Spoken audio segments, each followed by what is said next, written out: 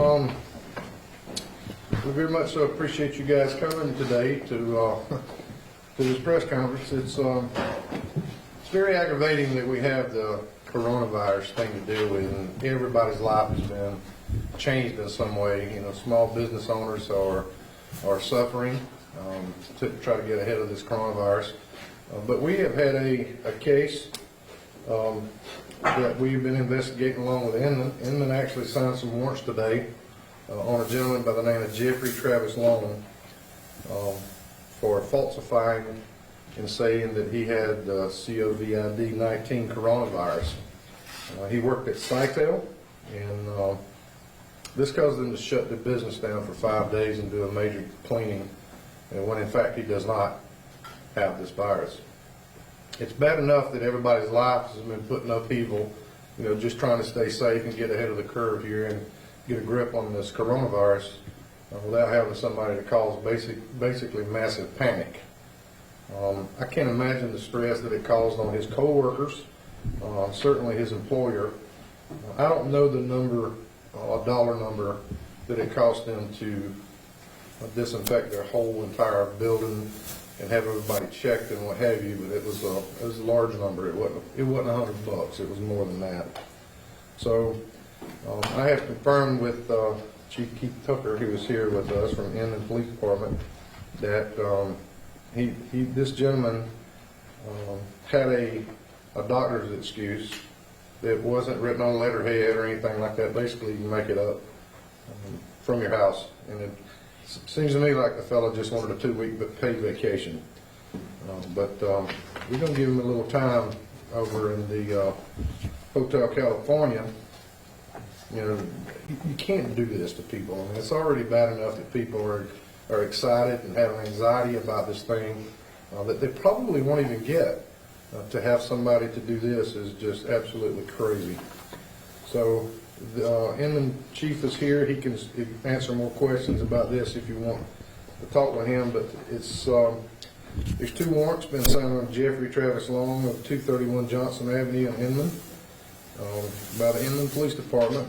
One is a breach of peace, and the other one is a forgery that didn't allow him to collect any kind of money or anything. So, I mean, this is, like I say, you know, everybody's job has been affected in some way. Your job has been affected.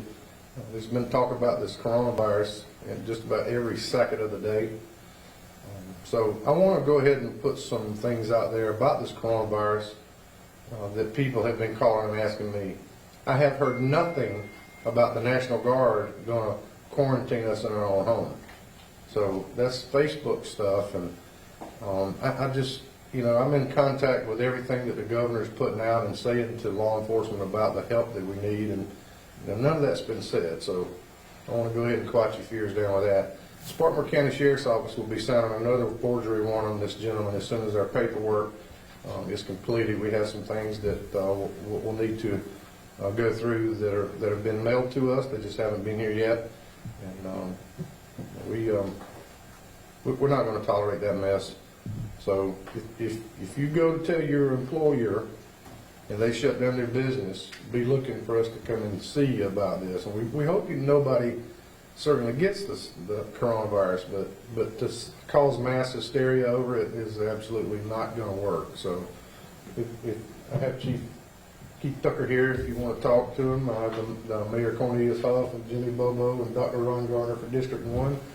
One of the charges was because he went to the school, and you know, you got everybody upset on the staff there thinking that they've been exposed to this. So I'll try to answer the question. Come on closer. How did y'all find out about that? How did you find out it was fake? Chief, you want to speak to that? Absolutely. Based on the doctor's excuse that was wrote, we looked at it. I contacted the gentleman's hospital that he went to and confirmed that the date that in question was not there. Matter of fact, the date in question there wasn't even given test at that time for. So we've done some more verifying, going through different things and different channels to try to confirm or deny. And based on the side of caution, we just kept on going and going and going, and found out that it's not an accurate diagnosis, it's not true, and also that the paperwork he gave is false. So if anybody wants to know why we kept going further, if we do have a confirmed case here, we want to know who everybody's been in contact with, so we can alert them, because we're public servants too, and especially our schools. We don't want our babies and the people that work at our schools, to have any contact with somebody that may have this virus. That's the reason why the governor shut the schools down.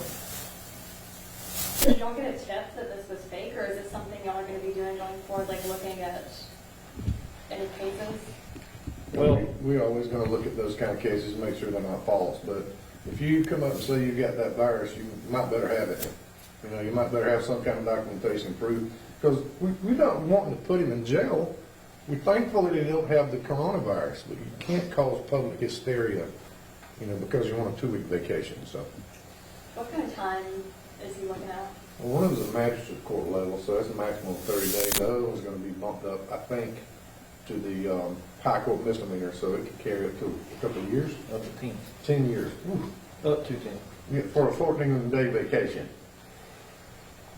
So is he in custody or not? He was being sought after as we spoke. So he probably is actually on his way to jail now, but we'll give you an update on that. Okay.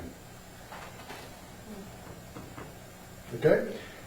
Has the company, have they said anything about this situation? Yeah, I reached out to them, and they were very limited on what they wanted to say because of privacy for their people that work there. And they're basically going to default to everything that we're telling you, because basically that's it. I mean, they closed the business down and did the right thing by having the place decontaminated at a pretty good cost, I might say. So they're going forward with this and putting people back to work and doing the right things. What's the Spartanburg County Sheriff's Office doing in this time, just to procedure-wise with people in terms of coronavirus, in terms of just being safe in general? Well, we're asking our deputies to certainly wash their hands more, be cautious about people who are coughing around and those kind of things, because when we put them in the patrol cars, we're kind of confined with them, so we're letting the windows down, those kind of things. And they're testing, it's affected our detention center more than it is affecting the roadside, because when we take people in, they're just checking to make sure they're not running a fever and have those symptoms. One of our producers just texted me. They want to know if DHAC tipped y'all off about this.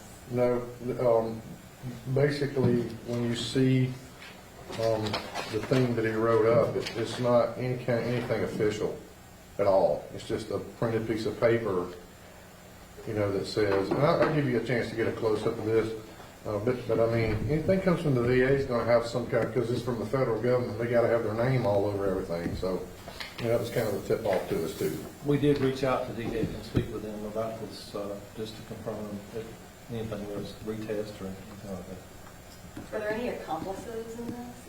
Y'all know? We don't know at this time. They might have been somebody close to him that helped further this, but we'll see if we can prove it. If we can't prove it, obviously we won't go any further with it.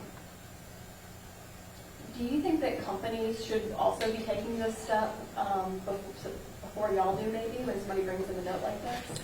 I would tell everybody to follow the emergency guidelines that the federal government and the state government has put out. There are things in place now that they're sending out publicly for public announcements. Make sure that people don't have the symptoms that they're not supposed to have. And if you got a question, just send them home. It's better to just send folks home. If we have anybody here that has that, I'm going to put them at home on pay and certainly get them all the proper care they need and testing. But so far we've been very fortunate. All right. We very much so appreciate y'all being here, and Dr. Garner, I'm going to speak for him one time. We are going to take care of our babies at school. We are going to protect them at all costs, and the teachers. They have a hard enough time dealing with the things they have to deal with, much less somebody come in and cause a public panic like this. So, Could you describe more about the visit that he went to a school? Did he have children there, or what was the scenario? Why did he go to the school? he does have students there, and I'm not going to speak to the age. Okay. But if I'm not mistaken, his wife brought this up to the school. Yes, sir. not being a law enforcement officer, I'm not going to speak to the details or the facts of what they are currently investigating, but I do thank the sheriff and the chief because they put the safety and security of our students and our teachers first and foremost all the time. So just appreciate the work that they are putting into keeping them safe. So. I wanted to go ahead and tell you that Sergeant Tony Brown's doing the investigation on the other part of it, and he's very thorough, very complete. If we have enough to charge him with another one, we will. So, all right. I appreciate you coming. Thank you. I'm going to leave this this excuse that was sent for y'all to peruse around on. I'm going to let them.